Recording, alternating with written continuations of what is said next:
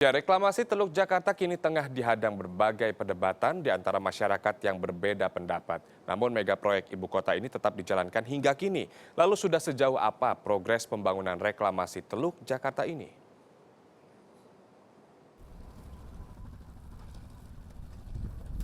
Sebelumnya penggarapan reklamasi Teluk Jakarta difokuskan pada pengerukan pesisir pantai. Kini, proyek reklamasi telah bergerak maju dan mulai mengeruk badan air lautan lepas yang akan menjadi awal mula pembangunan 17 pulau buatan yang akan terhubung langsung dengan tanggul raksasa.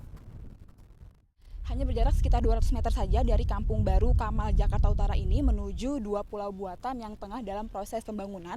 Ada Pulau B2 dan juga Pulau A1 yang ada di belakang saya ini. Nantinya Kampung Nelayan ini akan menjadi salah satu pemukiman warga yang terdampak proses reklamasi Teluk Jakarta, di mana ada sekitar 35 hingga 45 meter lahan pemukiman warga yang akan dibebaskan dan kemudian akan dibuat tanggul baru dan bahkan akses menuju pulau buatan. Pembangunan dan proses reklamasi perairan utara Jakarta terlihat jelas dari kampung nelayan ini. Sejak tahun 2005, proyek pembangunan dua pulau buatan sudah mulai dijalankan.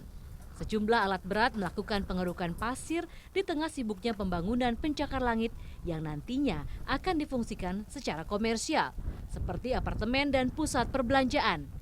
Selain berhadapan dengan larangan mendekati lokasi pembangunan, warga yang mayoritas bekerja sebagai nelayan kini juga bersiap menghadapi rencana penggusuran. Kita sih udah nggak bisa ke laut ke tengah lagi. Biasanya kita nangkep ikannya cuma sekitar sini. Bukannya larangan lagi, kita sekitar berapa meter dari situ udah dilarang. Sekarang buat nyekolahin anak aja ya kayaknya rasanya sulit. Kayaknya sih lagi goncang. Bingung sih kalau misalnya digusur kita mau pindah kemana gitu. Pembangunan Giant Seawall juga dikhawatirkan memunculkan dampak lingkungan dan sosial, mulai dari luapan banjir hingga penurunan tanah.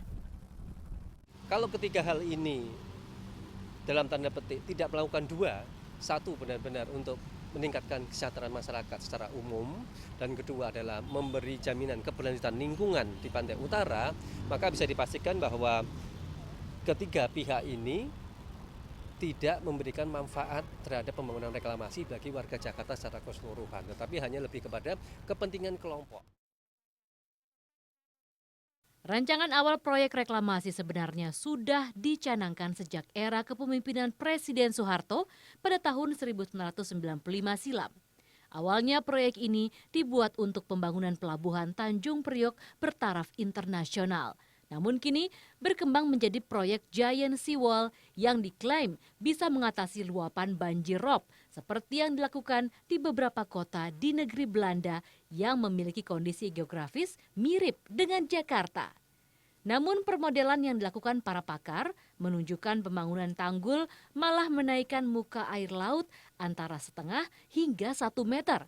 Serta diikuti dengan penurunan kualitas air yang diukur dari indikator salinitas serta kebutuhan dan ketersediaan oksigen dalam air.